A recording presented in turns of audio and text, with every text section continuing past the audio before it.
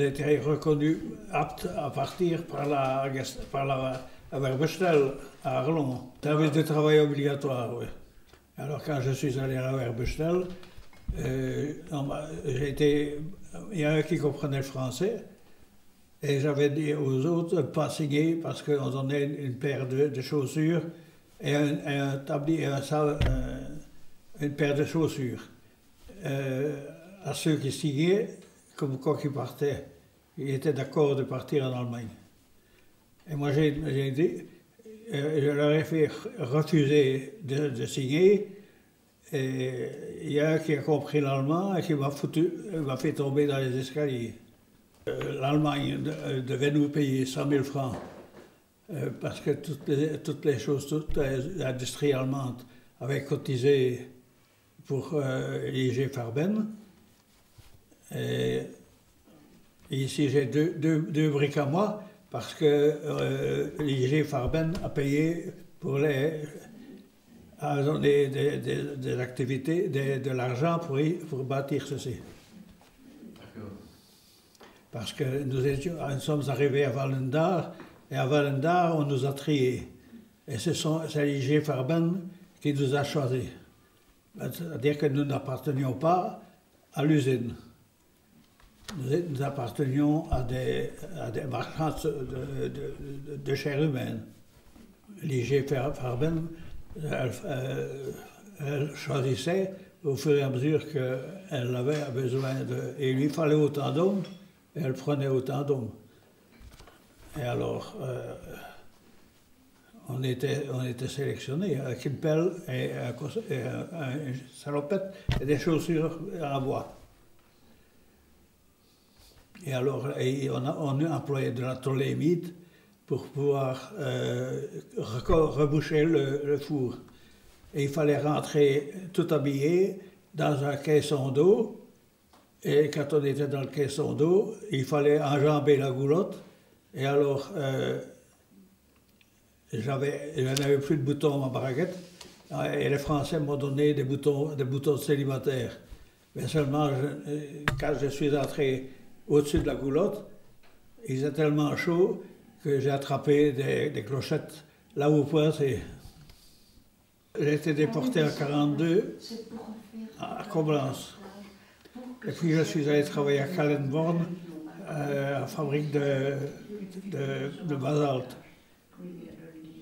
Parce que j'ai été habitué au four, et au four, on m'a mis là parce que j'ai été habitué à la chaleur.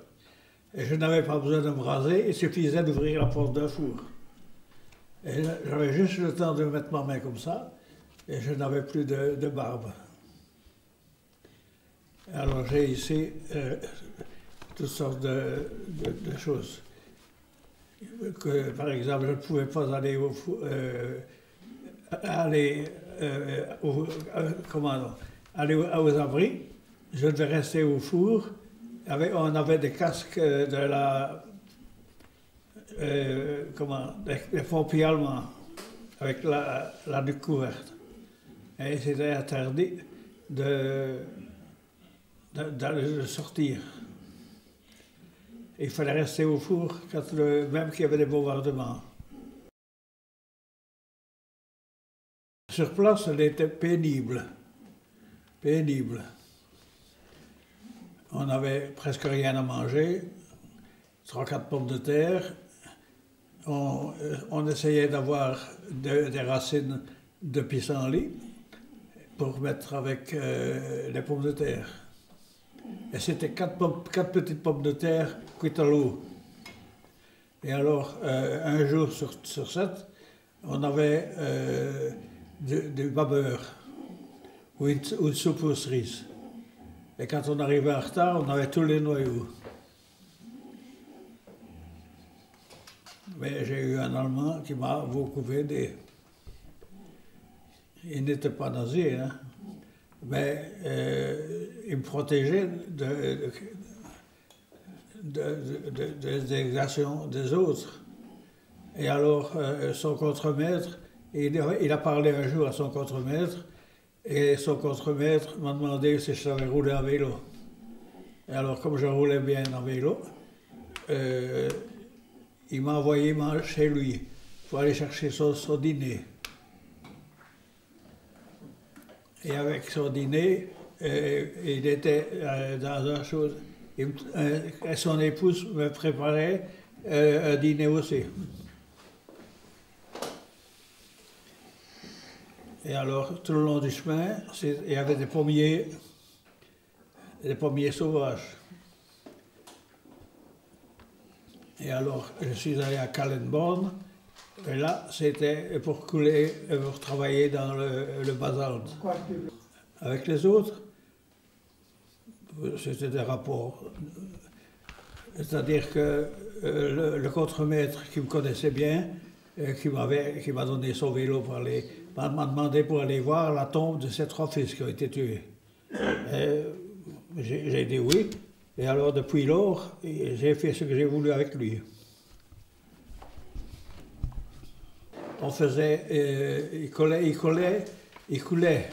des pilons, des morceaux de bois, et on mettait les morceaux de bois un à côté de l'autre. Et alors, ceux qui travaillaient à la carrière travaillaient sous une bâche parce qu'il y avait de la neige. Il y avait au moins 1,25 m de neige. Et là, on entrait par une petite porte et on devait rester jour et nuit là. Et je suis resté 15 jours là. Mais question de manger, c'était pénible. Hein? On essayait d'avoir les racines de pissenlit pour pouvoir faire sécher et couper et faire de la chicorée. Et alors, j'ai été bien reçu par les Russes. Et c'est un Liégeois qui m'a appris le wallon. Parce qu'il ne parlait que le wallon. Et puis je me suis caché depuis que je suis allé à la Werbestel. Et à la Werbestel, je me suis trompé de porte. Et là, j'ai vu un officier allemand et une femme. Et j'étais tellement furieux que j'aurais bien voulu jeter une des femmes par la fenêtre. À Arlon, j'ai une connaissance qui habitait à Arlon et qui ne s'en rendait pas compte que c'était la Werbestel. Alors dans la Werbestel, on a expédié mon père parce on a cherché après moi. Et alors on a dit à mon père, si vous n'êtes pas rentré à une telle date, à un tel moment, c'est vous qui partirez en Allemagne. Alors comme ma mère était aveugle, je me suis rendu aux Allemands, à la fin de gendarmerie, et on a chassé, quand j'ai été reçu par les Allemands, par le capitaine allemand, qui parlait très bien le français, et il m'a dit, vous serez puni parce que vous avez fait perdre du temps à l'armée allemande. Et j'ai reçu une baffe en plein dans la figure, et j'ai volé dans les chaises. Et j'avais l'arcade sourcilière qui était ouverte, qui était fendue. Et il a dit à la sentinelle, prenez une peau d'ange, parce que je saigne par là. Et alors, il m'a servi une tasse de bon café avec deux choses de l'armée, 2 anses. Et j'ai tellement été nerveux que je n'ai pas su boire une seule goutte de café. Alors, mon sentiment était mauvais. Hein? Il n'aurait pas fallu regarder de travers 2 fois. Parce que même pour les Allemands, je n'avais pas peur de leur répondre. Hein? Comme je connaissais la langue.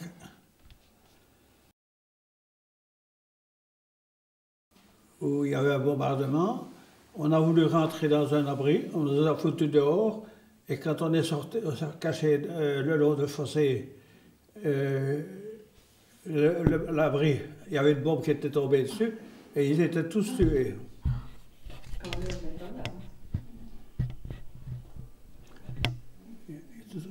Et nous autres, nous étions couchés dans les fossés, c'était plus sûr que...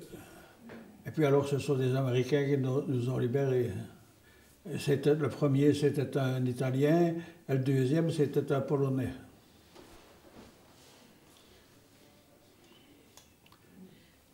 J'avais fait faire un drapeau belge que j'avais mis sur ma chemise. Et je suis revenu avec un chapeau tyrolien à Place Saint-Romacle. Et alors, une chemise de la jeunesse itérienne que je ne savais pas parce que j'étais hué à Herf. Et alors, on était à, comment donc, on était à Verviers, et c'est là qu'on a été le mieux reçus. Parce que les Américains avaient débâché le camion. Comment? Et alors les gens jetaient du chocolat par les fenêtres de l'étage. Là, à Verviers, c'était merveilleux. Mais c'est la seule chose. Et alors nous sommes arrivés à Liège, c'était une grosse bagarre avec le roi, avec la photo du roi au bazar. Et alors on est monté à Saint-Walburge, au lycée Édouard. À mon retour, oh, j'ai été mal reçu, parce que Oufalise était complètement détruit et toutes les personnes étaient évacuées près de Saint-Hubert, Bertry. Et ils avaient recueilli tous les sinistrés d'Oufalise. Je me suis engagé à l'armée et alors j'ai été reconnu comme tireur d'élite. Et puis on m'a fait enrager tout noir pour que je me mette dans les tireurs d'élite. J'avais un fusil Enfield avec 7 balles, et j'ai mis mes 7 balles dans la patte, dans le noir, mais dans la cible. Et alors j'avais un commandant, un major, qui était devenu un peu fou. Il est mort à Lierneux, et il me montre 5 doigts. Ça voulait dire que j'avais 5 jours de permission. Et puis alors à un moment donné, il me fait 3 doigts. Et alors on me dit, c'est parce que vous avez du sable sur vos chaussures. Et on l'appelait le robot. Et les anciens gendarmes le connaissent bien. Hein. C'est quand je suis revenu d'Allemagne. Je suis parti à Pâques 42 et je suis revenu à Pâques 50, le jour de la fin de la guerre.